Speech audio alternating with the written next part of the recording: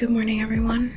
It is officially back to school season, and I just feel like I'm in a little bit of a rut because I don't feel like I'm ready for school yet. As a PhD student, I did work the entire summer. We don't get an official summer break, but now that September is rolling back, all the weekly seminars, the lectures, and the classes, they come back in full spring. So I think I want to just take the next couple of days to just get back into school mode, get my schedule back in check, and do a little bit of reset.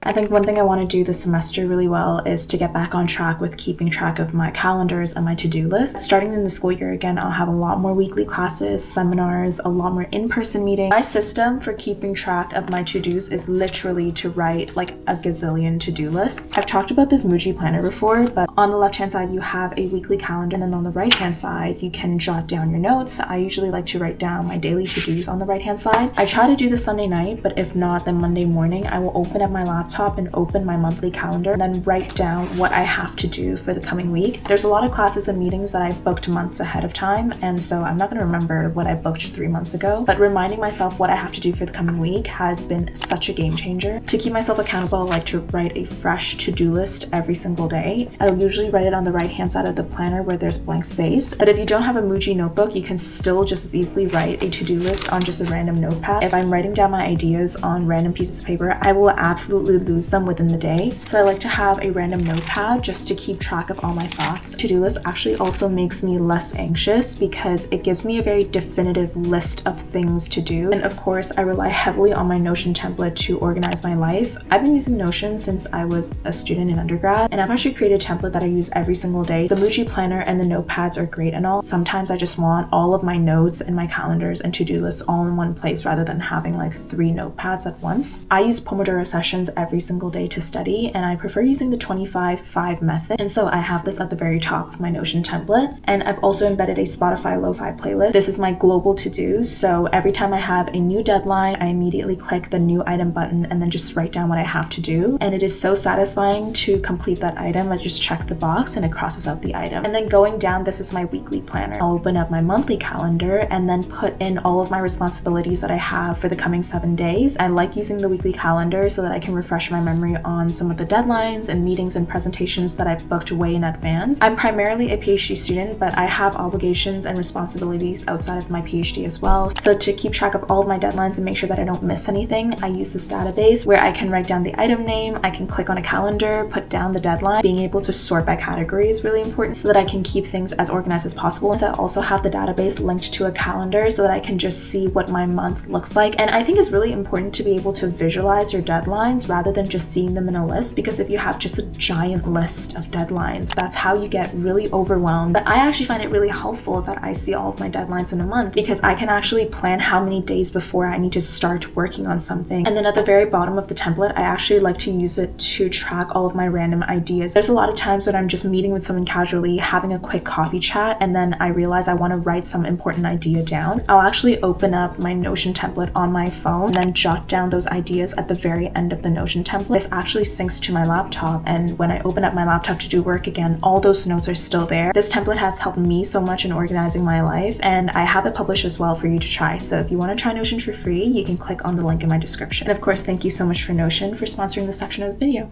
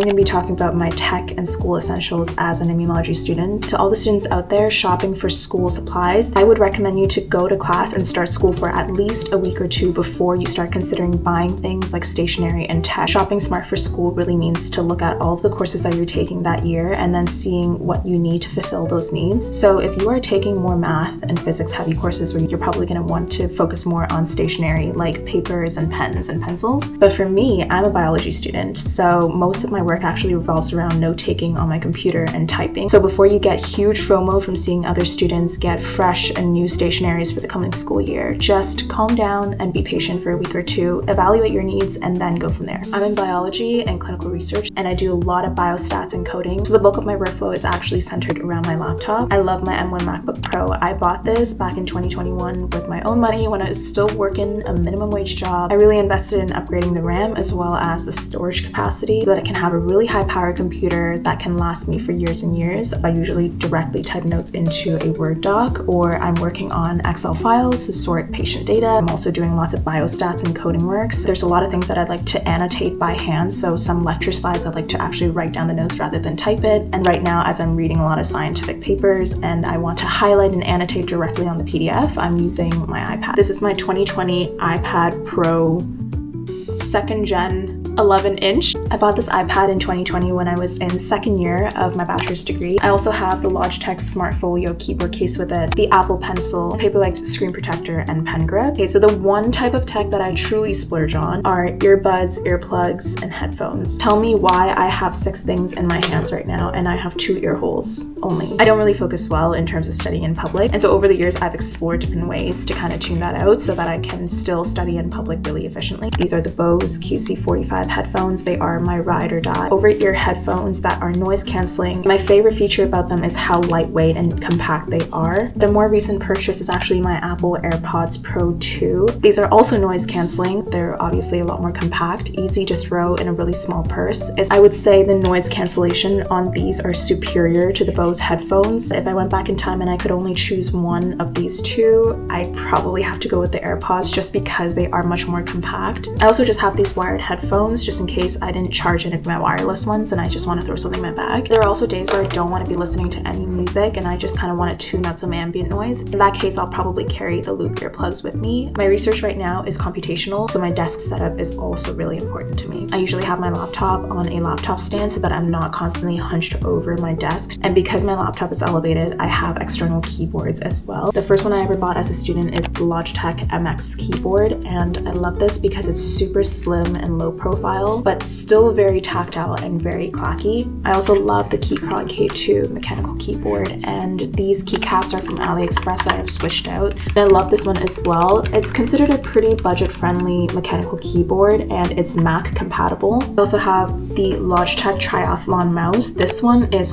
old, like old.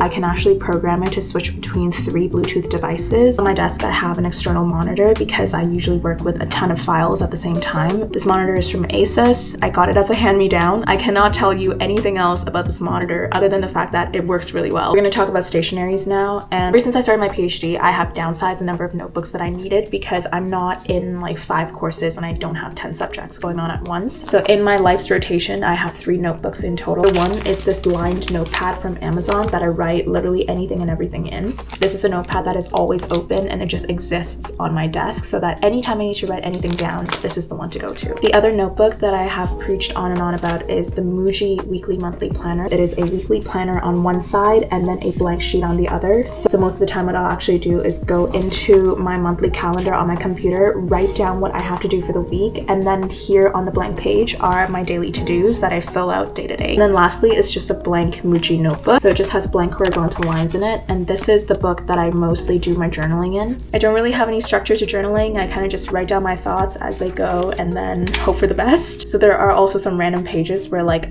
I went to a restaurant and I opened up this book and wrote down my ratings of the food. Spiciness 4 out of 10. Not too bad. I ate the whole thing in one go. In terms of writing stationery, I do like to keep it really minimal. One is the Muji gel ink pen in black, and then I also have this zebra pen from Walmart. I also have this Muji mechanical pencil right here. Sharpie markers that I stole from the lab. If you're into color coding, then these Muji highlighters are so beautiful. They are pastel colored and not very expensive. I do have all 6 colors because I like to sketch and draw with these as well, so just having a variety for my artsy side, and then also being able to use these for school at the same time. And a Casio calculator as well for days where I'm doing a lot of biostats and I want to quickly crunch numbers. In research, I'm constantly transferring data back and forth between my laptop and the work computer. I love my little SanDisk USB. It's so tiny, 32 gigabytes. So I also carry around this dongle, USB to USB-C. For really big research files like imaging and any sort of immune analyses, I prefer using a portable SSD. It is the Samsung T7 2TB hard drive. A majority of students do not need a 2TB hard drive, but if you do, this one is a really good one. I don't carry a pencil case with me. Not having a pencil case and then picking out which stationaries I need forces me to be really minimal and intentional when it comes to packing my bag. And on days where I am packing a lot of tech with me as well, I'll just use this TomTalk tech bag. I love how many compartments it has in it. I will throw every single knickknack into this bag, zip it up, and then throw it into my big bag. This Fjallraven roll top backpack is my go-to when it comes to packing for school, but great for days when I need to bike and commute to school. Also has a built-in laptop sleeve, so I don't have to carry around an extra laptop sleeve. I also love to use this to pack all in one go for longer days. If I have class in the morning and then I want to go exercise and go to the gym right after, it fits all of my gym clothes and my gym shoes. On lighter days, especially in the summer when I want to carry less things or smaller things with me, I'll pull out probably one of my favorite tote bags, and to protect my laptop, I usually use this TomTalk laptop case as well. I take water and hydration very seriously. I have a Nalgene 1-liter bottle, and then this is a Yeti mug. Love putting coffee in this in the morning and then drinking it throughout the day so that I can avoid buying $5 coffee at school. I have collected all of these tech and study tools over years and years of school, and the things that I have shown you, you probably don't need all of them. So always be super patient when it comes to learning what tools exactly would enhance your workflow and not make it more complicated.